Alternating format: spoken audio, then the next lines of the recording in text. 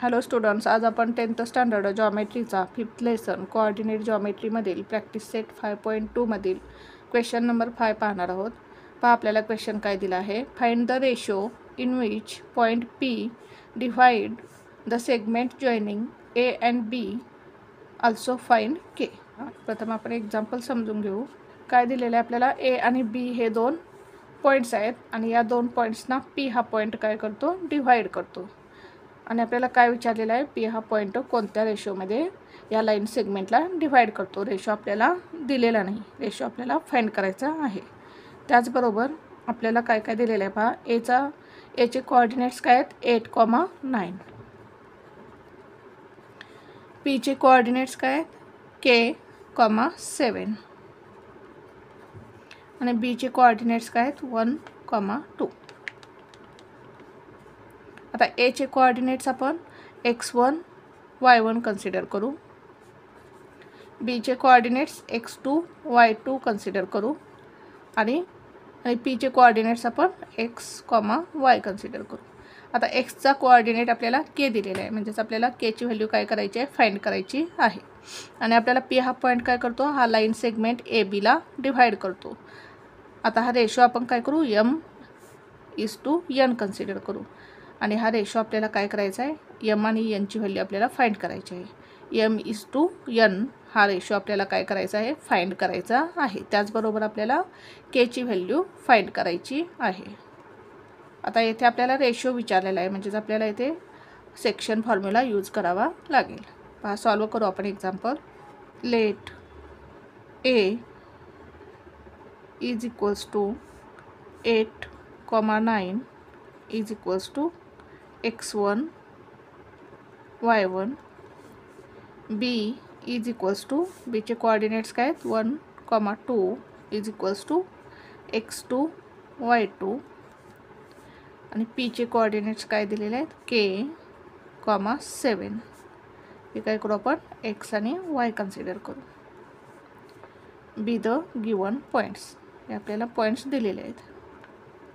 आता आपल्याला फाइंड काय करायचं आहे, रेशो फाइंड करायचा आहे, म्हणजेच m:n आपल्याला फाइंड करायचं आहे. त्याचबरोबर आपल्याला काय फाइंड करायचं आहे, ऑल्सो फाइंड केची व्हॅल्यू आपल्याला फाइंड करायची आहे.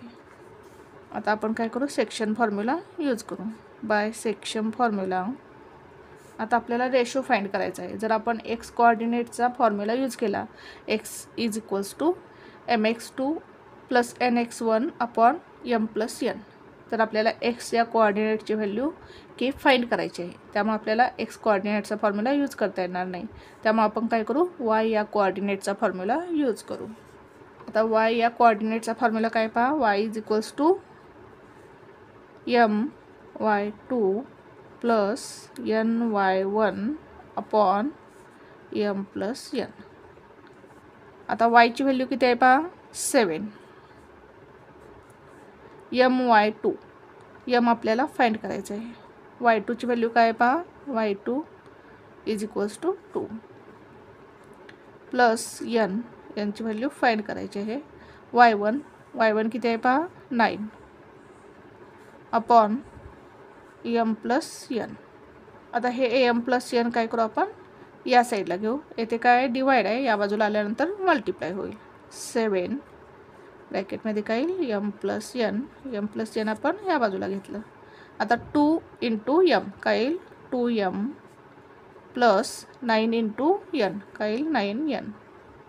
आता 7 इंटू m किती येईल, 7m प्लस 7 इंटू n किती येईल, 7n.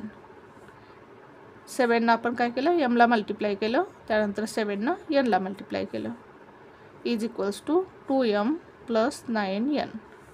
आता हे 7n आपण या साईडला घेऊ आणि हे 2m आपण या साईडला घेऊ.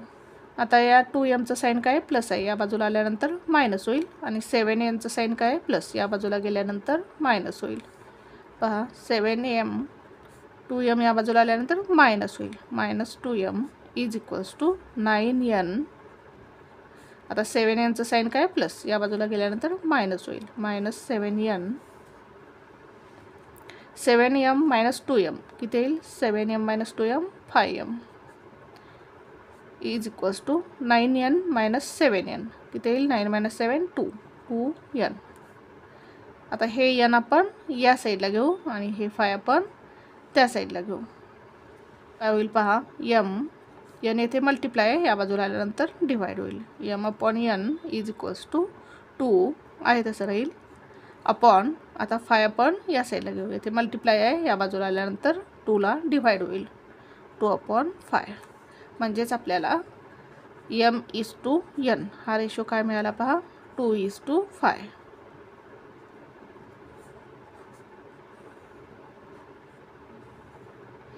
आता आपल्याला k ची व्हॅल्यू फाइंड करायची आहे आणि p चा x हा कोऑर्डिनेट काय आहे, k आहे. मग आपण काय करू, येते x कोऑर्डिनेटचा फॉर्म्युला यूज करू. x is equals to m(x2) plus n(x1) upon m+n. आता m ची व्हॅल्यू किती मिळाली आपल्याला, 2 इंटू x2. x2 किती आहे पहा, x2 किती आहे पहा, 1 प्लस n ची व्हॅल्यू किती मिळाली आपल्याला, 5 इंटू x1. x1 ची व्हॅल्यू किती आहे पहा, x1 ची व्हॅल्यू 8 आहे. x1 ची व्हॅल्यू किती आहे, 8 अपॉन m+n. m किती आहे, 2, n किती आहे, 5, म्हणजेच 2 + 5 इज इक्वल्स टू 2 1 जा 2 प्लस 5 8 जा 40 अपॉन 2 + 5 किती येईल, 7 इज इक्वल्स टू 2 + 40 किती येईल, 42 अपॉन 7. ते भाग घालू आपण. 7 1 जा 7, 7 6 जा 42 इज इक्वल्स टू 6. x हा कोऑर्डिनेट काय दिलेला आहे आपल्याला, k दिलेला आहे, म्हणजे इथे काय येईल, k इज इक्वल्स टू काय मिळालं आपल्याला, 6. म्हणजेच k ची व्हॅल्यू आपल्याला 6 मिळाली. आन्सर लिहू आपण. Therefore the point P divide seg AB in the ratio, काय मिळालं आपल्याला, ratio 2:5. In the ratio 2:5 and k ची व्हॅल्यू काय मिळाली आपल्याला, the value of k is equals to 6. k ची व्हॅल्यू 6 मिळाली. अशा प्रकारे हे एक्झाम्पल सॉल्व करायचं होतं. पुन्हा एकदा पहा आपण एक्झाम्पल कसं सॉल्व केलं.